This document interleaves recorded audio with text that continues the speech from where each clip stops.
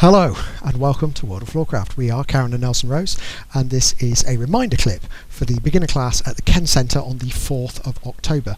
We did a first move, a step across, a push spin and a hatchback. Teaching information in the links to the teaching clips in the description below, and this will show you how everything went together. Started left to right for the first move and it went 7 and 8. Back, in, twist, twist, turn, face, return for the step across, went underneath, pull down and look, return for the push spin.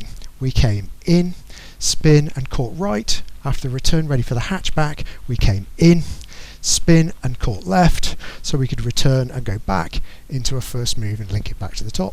Hope you find that helpful. We'll be back next time with another Modern Jive clip. Like, subscribe and hit the bell, that way you'll know every time a new video comes out. Music recommendation on the end, and as always, thank you for watching World of Floorcraft.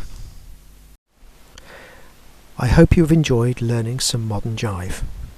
There is a link to some music that is good to dance Modern Jive to. Thank you to everyone who hit subscribe. You are helping us to make more clips. Thank you. Keep dancing.